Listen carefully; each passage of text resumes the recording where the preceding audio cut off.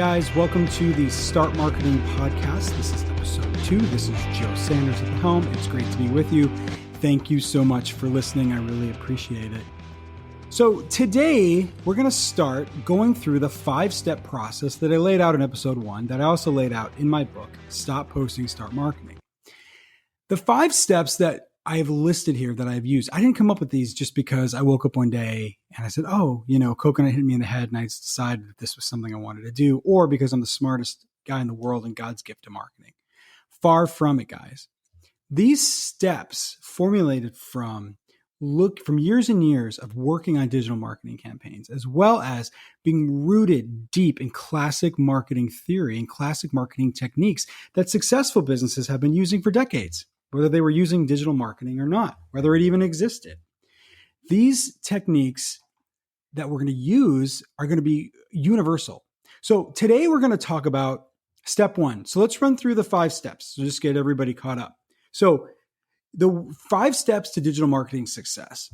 Step 1, find the right audience. Step 2, create the right content. Step 3, promote your business as a brand. Step 4, use ample resources. And step 5, analyze the results. Okay, so that's where we're at. Now, today we're going to start with step 1, which is critical. Like most things in life, when you're putting together a project or you're building something, step 1 is usually really, really important. And here is absolutely no different. Finding the right audience is absolutely critical to having digital marketing strategy so that you can actually have digital marketing success. All right. So I'm going to break down step 1 into 6 different categories that we're going to look at when we're trying to define who our audience is. It's far from just figuring out where people live and what people like. There's a lot more to it than that, guys. So now, while I break this down, I want you to understand that I'm not going to go into anything specific to a platform like Facebook or Instagram or TikTok. These categories we're going to break them down into are going to be universal, and they're going to be something where almost every single platform you're going to use is going to have some function of these in one way or the other. All right. It's just going to depend on the platform. The other thing with these platforms is they change all the time. So I don't want to go into the specifics of where to click, how to do this on any specific platform, as much as I just want to share with you the broad strokes of finding the right audience. And you can apply these to whatever platform you decide you want to work on. All right. Step 1, find the right audience. And we're going to break this down into 6 different categories. I'll put these in the show notes so you guys can pay attention if you want to play along at home. Demographic, geographic, interests, job titles, behaviors, and affiliations. Let's do it one more time. Demographic, geographic, interests, job titles, behaviors, and affiliations. All right. Now, in this example, what I want to do is I want to tell a story, because I think it'd be much more interesting for me to tell you a story than for me to just sit here and babble on about whatever I think I know about marketing. So let's talk about this. Where I live in my community, there is a small neighborhood restaurant. Okay. Somewhere about 20 miles away from me is a really nice high-end steakhouse restaurant near the highway. Okay. So what I want to do is I want to talk about these 2 restaurants, and it could be really any business, but we'll just talk about restaurants because I like restaurants. And we're going to talk about what would be an audience for a neighborhood restaurant with a bar that has sports on TV, okay, in a little town, as opposed to the audience of a restaurant that's near the highway, that's a high-end special occasion dining. We're going to go through these categories. When we do this today, I want to walk you through these categories. Let's have a conversation, at least I'll have a conversation with myself, about how would we figure out how to define this. And hopefully this will help you to understand how you can define your audience for what your specific project, business, or service is. Let's start with demographic information. All right, demographic information is fairly simple. We're talking here about age, we're talking about gender, and we're talking about income. All right, a lot of this information is readily available, easily available by doing some research online. Wikipedia has this information about every town. Put in the zip code, find out what the income level and what the age, the median ages are, and how many gender of male and female live in each community. It's free information and it's out there. So having that information at hand is really helpful. The other thing to consider, though, when you're talking about this demographic information is what are the attributes of these people that you think that might fit your business or service better than others? For example, let's take the neighborhood restaurant. So if I'm the neighborhood pizza restaurant in my little small town, all right, age, gender, and income don't really matter. They really don't, because I'm a place in the middle of a small downtown where people are going to just come to because they live here, right? That's basically why they're going to come. They're going to come because they live here and they're coming out to a neighborhood place. That's what people do. They hang out in places that are near them, okay?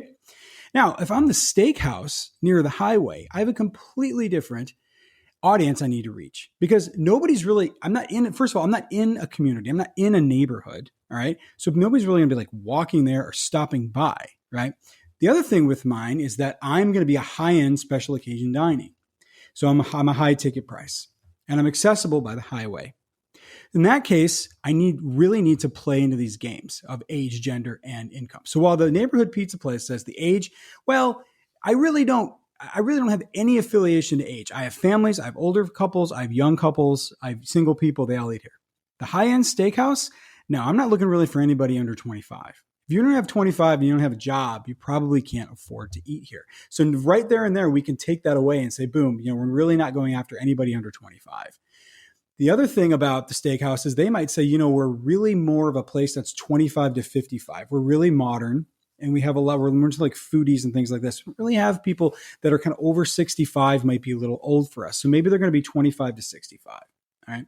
Gender. Small town restaurant, doesn't matter, right? Make any difference. The gender is people are going to come in who they live there. And in the case of the steakhouse, it's the same thing. Doesn't really matter. The gender is, it's just going to be people that want to eat there. Now, income level, huge, right? Small and steakhouse. Take this for example. So if I have in the small town, I have two sides of the tracks. I have people that on one side of the tracks that make a ton of money. They're upper middle class. And then the other side of the tracks, I have middle class and lower middle class. Doesn't matter, because people that make in the upper middle class income levels and people that make middle and lower middle class income levels are still going to eat at a neighborhood restaurant because it's convenient, because it's there. Okay. So it really doesn't matter. Now, in the hands of the high-end steakhouse, it makes a huge difference, because I'm not really going after anybody that can't afford to eat at my restaurant. I'm charging a lot of money. It's special event dining, special occasion dining. So how do I figure out income levels? Now, in some social media sites, you have the ability to actually put in a financial interpretation of what the platform thinks people make. It doesn't work very well. It's been changed quite a bit over the years, and some platforms play with it and some don't. And it kind of goes back and forth. The best way to do it is really to focus on those, what we're going to go into next, which is the geographic. All right. The geographic is really where you're going to be able to find how much people actually make. And you're going to have to do it based on the zip codes. Okay. So if you have a couple of zip codes next to one another, the median income may be higher on some than the other. And those are the ones you want to go after. Why is this? Because most people on social media want to share a lot of things about their lives. They want to tell you what town they're from. They want to tell you what their favorite baseball team is. They want to tell you what movies they like. They probably don't want to tell you how much money they made last year. So we're going to have to get a little creative in figuring out, well, hey, maybe I can use some zip codes. Maybe I can put some flags on a map in certain neighborhoods, right? I can pull up the map and I can say, well, I want to reach these people, and I can put a pin on a map and draw a circle around some of the neighborhoods or communities that I want to reach. All right. But generally speaking, that's really how we do that. Now, geography, I will mention this. Geography has actually a lot more to do with your competition than it does income. So while geography does help us to paint the picture of income, geography actually has almost everything to do with my competition. Now, why is that? Because there's an idea here that we need to communicate to you, which is called the competitive advantage. And you probably know what that is. But if you don't, competitive advantage means, what do I have that similar businesses in my vertical have that don't have?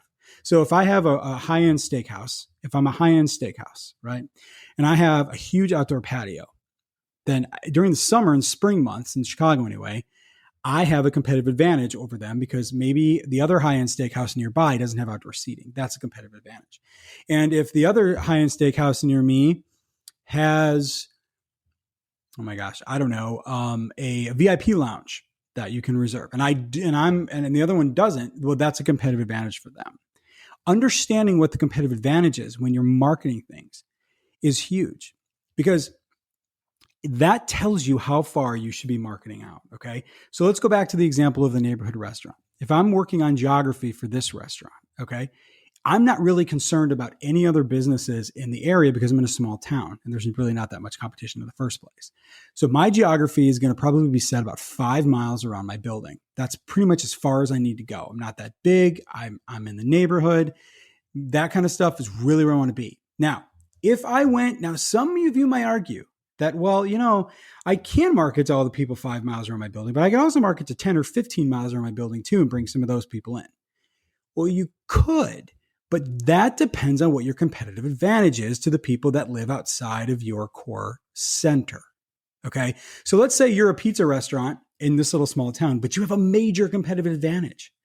All right. Let's say that you have some special kind of pizza that nobody else has. In that case, then yes, going outside of the 5 mile radius, you might go to a 10 or a 15 mile radius. And in the 10 to 15 mile radius that you're going after, you might do the research and find using Google Maps or Apple Maps that, there's 25 other pizza restaurants within that radius, but none of them have what I have.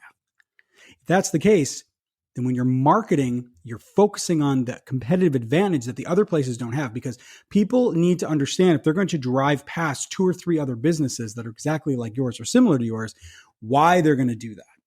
Right? It's important, right? So we have to make sure we understand that. To the high-end steakhouse, the competitive advantage might be what other high-end steakhouses are there around. Now, people may drive to go to a special event dining, maybe 20 miles. They might drive more than that if you make the value of it, if the value of what they're getting is worth it. It's always the value of what you market. It's not the product themselves. Go back to the pizza restaurant I just talked about himself. We have a certain kind of pizza nobody else has. It doesn't matter if we're a pizza restaurant. The value of what we provide is going to make people drive past 2 or 3 or 4 other pizza restaurants to come to us because we have something they don't have, right? In the same way with a steakhouse, right? It's the value that you provide. So if there's 2 or 3 other steakhouses within 30 miles of there that are all similar to yours, and you have something that provides that value, then you're marketing the value of what you provide, not the products themselves. It's the value of the product. Okay. So the geography has a lot to do with that. So we want to understand when you're out there doing this yourself, what you want to do is you want to think about your audience. We start with demographic, we go to geographic, and then we're thinking, well, how many other similar businesses are out there? And if they are, I can go, using technology, using Google Maps, Apple Maps and these things that we have these days, it's really pretty easy to just put them on a map, look around and say, well, this place has this place had that, and I have this and I have that. In some cases, actually help you to create a competitive advantage outside of something that you maybe don't have already. All right. The next step we're going to talk about is interest. And this is big because before we had interest on social media sites, all the data we were collecting as marketers, we were really assuming it. We were really assuming that, well, we took a small amount of the population and we would apply the same attributes to the small amount of the population. It was a sample size to the large population. And we would make assumptions about things. We don't have to do that anymore.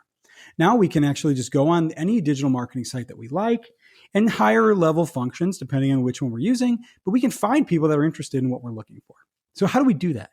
Well, scope is a really interesting to understand as well when we're talking about interest. So let's go back to our pizza restaurant, for example. Sure, we're going to find people that are interested in pizza. Sure, we want to find people that are interested in sports bars because that's where we're at. We also want to find people that are interested in going to bars, that like drinking, that like hanging out, that like doing maybe even family activities, or that like local food. These are all things that we can find. Now, on the scope of this, right, we need to understand what our campaigns are trying to boast. What are we actually trying to accomplish with this? Because if we're on the level where we're saying, well, we're having this big, humongous event at our pizza restaurant, then we really probably need to delve into our interests a little bit more than we would before if we're just trying to brand ourselves within the community. The same is true for the high-end steakhouse, okay? And there you're going to be looking for people that are interested in, maybe these are foodies, right? Maybe these are people that like fine dining. They like fine wine. They like high-end categories and brands of alcohol. Maybe there's some really high-end wine brands, or there's really high-end vodka, tequila, rum brands that we want to play on. Maybe they're into, we can break them down based on the kind of cars that they're interested in.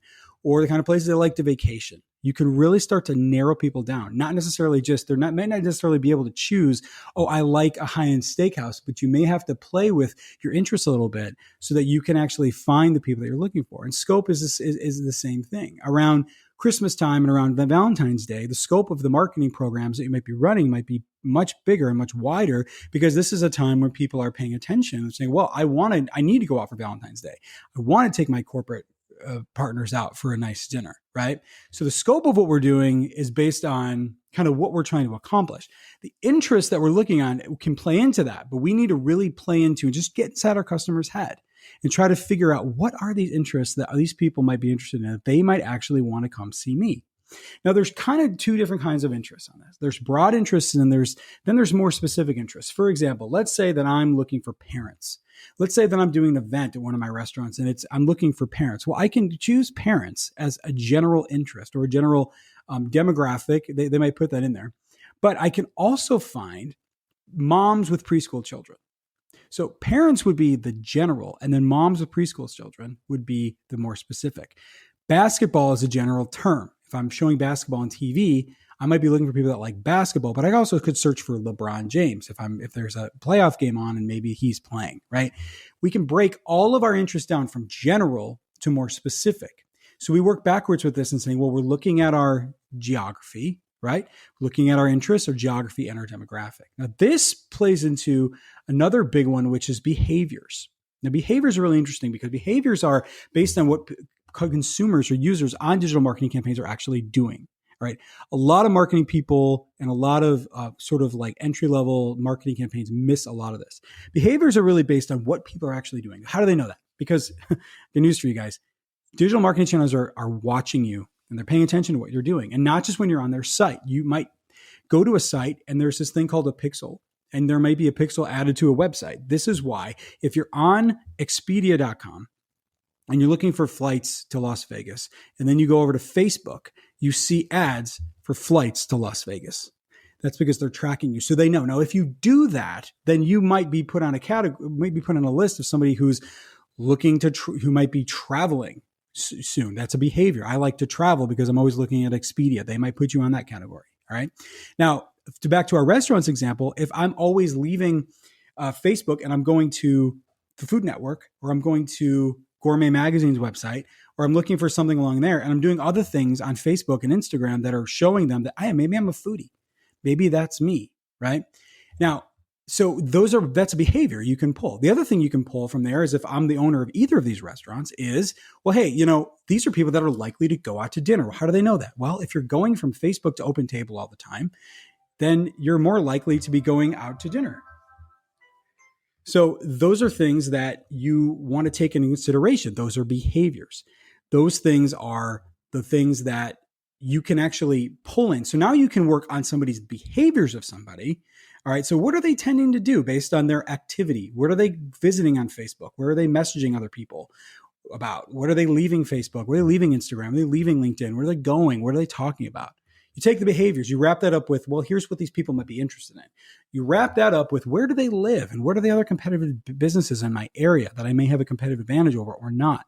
And then to their basic demographic information, you guys, you're in the building blocks here of something really, really important, of building the right audience. But there's still a few more things that we have to go over in order to get this through. So we went through 4 of these. There's 2 more.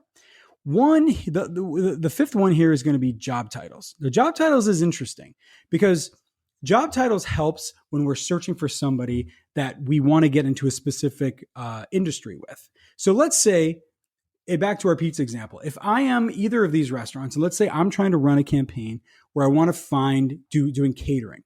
Well, catering is probably something we're going to go after people that work at offices or buildings, or that work for companies where they would actually need catering. So what I want to do in that case is I would go after people that would be likely to have the job titles of somebody that might be interested in catering. This could be a meeting planner. This could be a human resources person. This could be an assistant. You name it. We go on some of these social media platforms, primarily, in this case, probably Facebook and LinkedIn are going to be the big ones for this. And you can find people's job titles. You can also, but again, you can't just find the job titles. You have to find the job titles in relation to all the other steps we mentioned. Their demographic, right? Their geographic, right? Their interests and their behaviors. You can find all this stuff, and you can also input their job titles in there, and you can really start to make a dent into where these people that you're looking for, you're going to find them. All right, the last one I want to talk about is affiliations. This is one that I think a lot of people miss. So if you're working, let's say that you're, let's go back to one of these pizza restaurants, these restaurants, and let's say that let's go to the high-end steakhouse. Let's say the high-end steakhouse is knows that there's a convention coming to town right next door, this big hotel, and it's for, I don't know, basket weaving or something strange, but it's a big convention and they're having a really hard time getting a hold of anybody from that camp from there. And they're trying to figure out, how do we market to these people? Well, what you can do is you can find the affiliation of these people on the social media sites that they host. So while you may be able to go into and create this within the audience creation, you may be able to create and find and pick an audience that's big enough, like the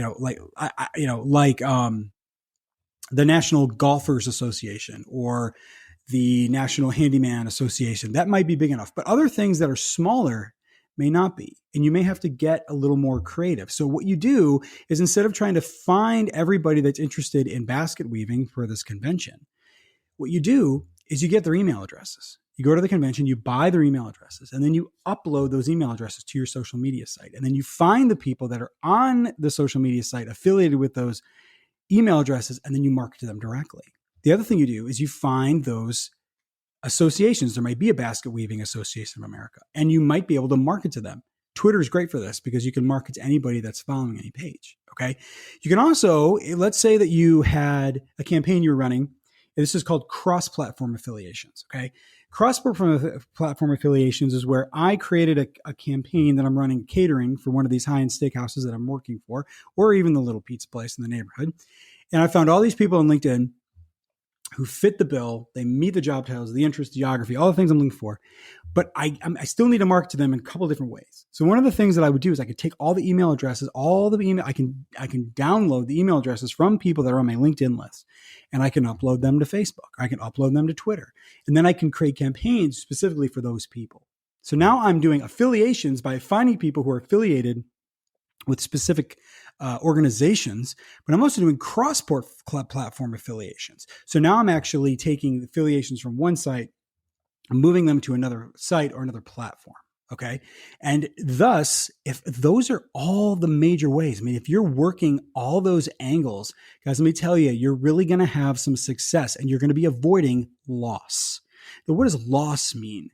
Loss means that I'm reaching people who will see or hear my content and be able to interpret my business through my marketing, but are very unlikely to make a purchase or add value to my business. So what do I mean by this?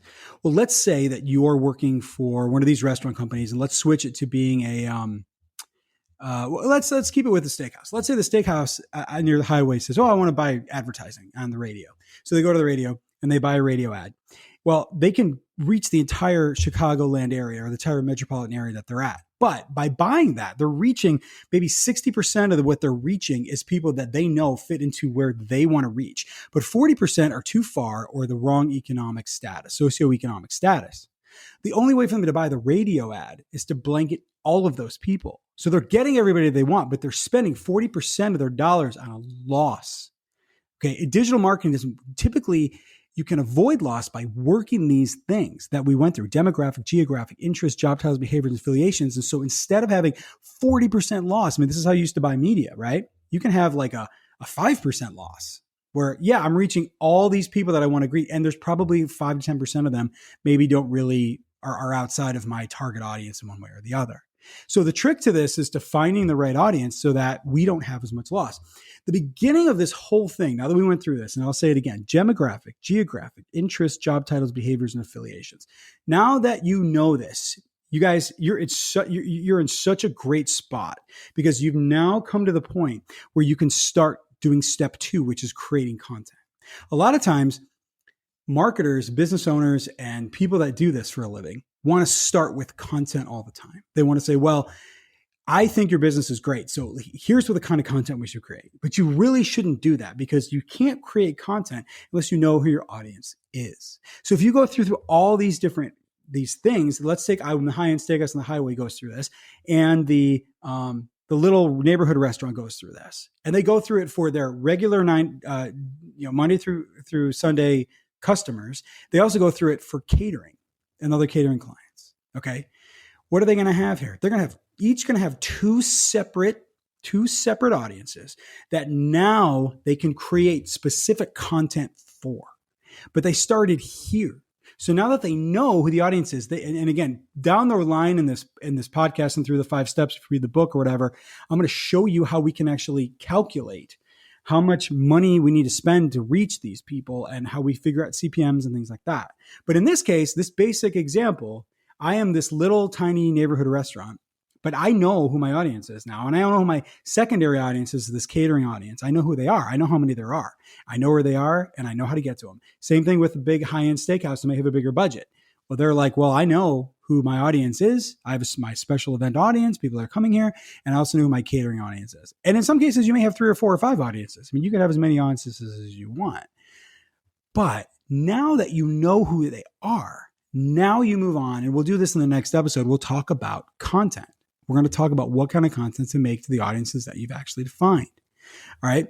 And those are some other questions that we have to ask in terms of how many times do you post to these people? What kind of content should I make? Things like that. So, but now that you know who they are, now you can actually market to them. You should never create content unless you have an audience. You should never do it. You should never do it. Now, in some cases, if you've built up a really nice audience on your page and you have a lot of followers and people are just rocking your stuff, well, then you don't have to go through this exercise every day. But it's really good to be rooted deep into understanding who your audience is before you actually create anything. All right. So again, 5 steps of a process of stop posting, start marketing in order to take 5 steps, social media success. Find the right audience, create the right content, find the right audience, create the right content, promote your business as a brand, use ample resources, and analyze the results. So now that you know some things about how to figure out who your audience is, who is your audience? Take a look. Understand the demographic information, the geographic, the interest, the job titles, behaviors, and the affiliations. Understand where your competitive advantage lies within the geography of where you're at. Understand what the scope of what your marketing is actually going to do and what you actually have in front of you to work with. Understand how much loss you may have within each campaign to each audience as you go. When you do that, you're going to be in a really, really good space. You're going to be digital. You're going to be doing strategy, marketing strategy. It's so much further from actually just posting things. You'll find it's really interesting that when you do this, you'll find that your campaigns will be so much more efficient, right? Because you'll be able to create different verticals for each one. You'll be able to create, well, this audience, I want them to click here and go here. This audience, I want them to click here and go here. This audience, I just want them to do this. They're all going to do different things. Your younger audience may be more inclined to interact with you on some level or give you something or produce something for you. Whereas an older audience may be more inclined to give you an email address and they may be more inclined to buy something on the spot, right? You have to figure all this out before you start, but when you do, you'll be in really good shape. So that's what we got for episode 2 here. We talked about the first step, find the right audience. Come back next time, check it out. We're going to have a special guest on the podcast. We're going to be talking about what kind of content and how to create great content for your digital marketing channels. This is Joe. This is the Stop Posting, Start Marketing podcast, and we'll see you next time. And again, like I always say, stop posting, start marketing.